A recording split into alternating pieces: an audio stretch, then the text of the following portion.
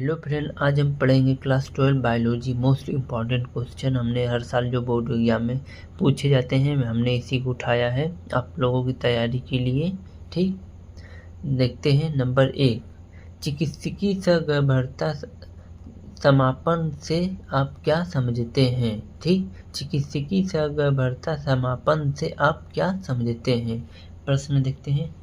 यह एक ऐसी प्रक्रिया होती है जिसमें गर्भ अवधि पूर्ण होने से पहले ही गर्भपात करा दिया जाता है। यह प्रक्रिया प्रथम तिमाही अथवा 12 सप्ताह तक ही सुरक्षित होती है। इस प्रक्रिया का उद्देश्य बलात्कार एवं असुरक्षित यौन संबंध से उत्पन्न अनचाहा गर्भ शिशु में जन्मजात रोग आदि दशाओं में गर्भ समापन करना होता है। लेकिन आज के समय में इसका दुरुपयोग क्यों भ्रूण हत्या में किया जाता है, जिसे सरकार ने गैर कानूनी बताते हुए इस पर रोक लगाने का कानून बनाया है। ठीक फ्रेंड,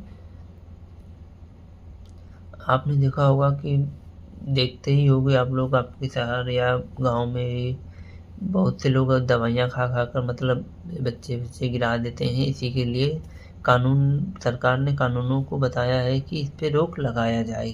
दवाई पहले मिलती थी, अब दवाई बंद हो गई है। ठीक, अब आगे दूसरा देखते हैं। ठीक, दूसरा देखते हैं फ्रेंड।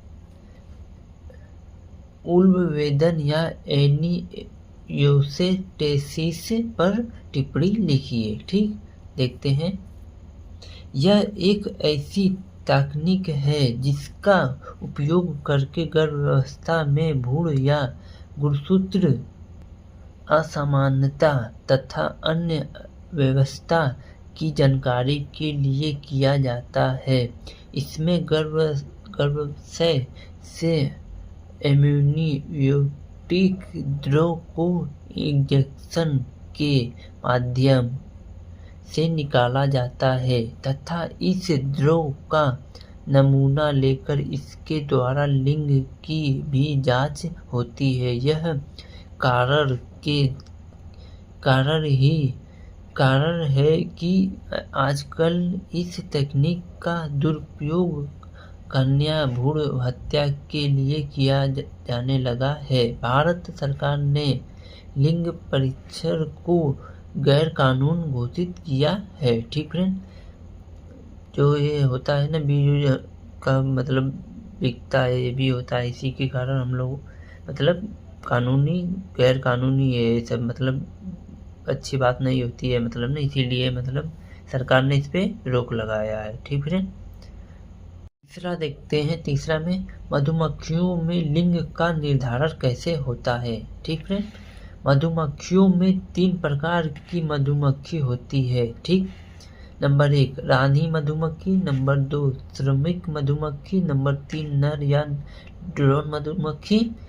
नर या मधुमक्खी का विकास निषेचित अंडे से होता है। श्रमिक मधुमक्खी का विकास भी निषेचित अंडे से होता है, जबकि नर मधुमक्खी का विकास निषेचित अंडे से होता है। नारी मधुमक्खी और नर मधुमक्खी का काम सिर्फ संतान को उत्पन्न करना होता है। ठीक, संतान को उत्पन्न करना होता है।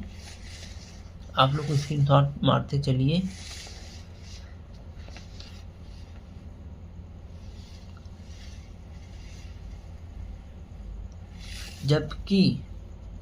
जबकि श्रमिक मधुमक्खी का काम फूलों से मधुरस इकट्ठा करना होता है। श्रमिक मधुमक्खी में लैंगिक अंग अविशिष्ट होता है।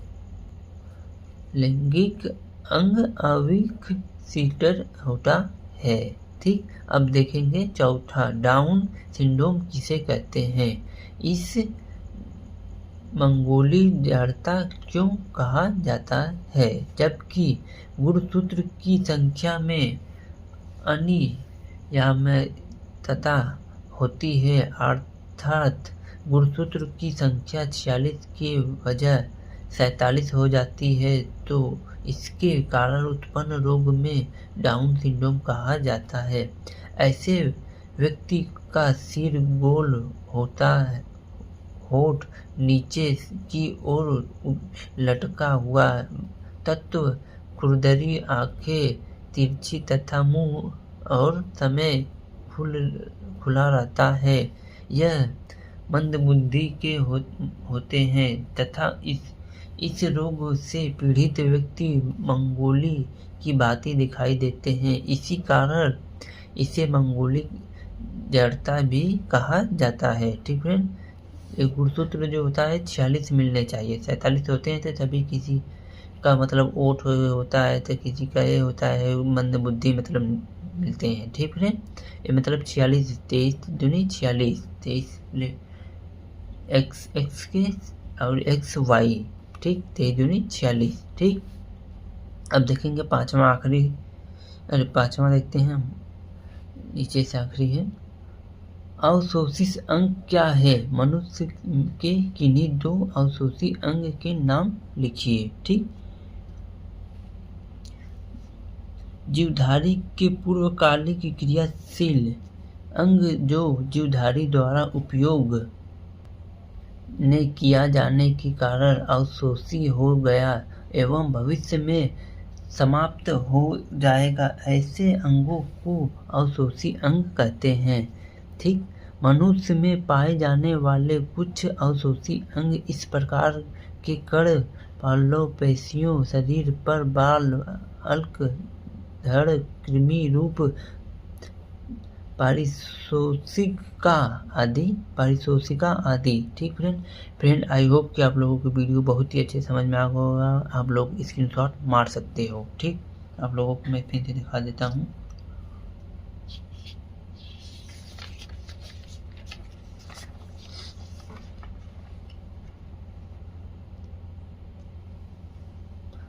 हर साल बोर्ड एग्जाम में पूछे जाते हैं प्रश्न, ये हमने इसी को उठाया है। मेन टॉपिक है, थोड़ा टफ है, लेकिन आप लोग 2-3 बार देखोगे याद हो जाएगा। ठीक फ्रेंड,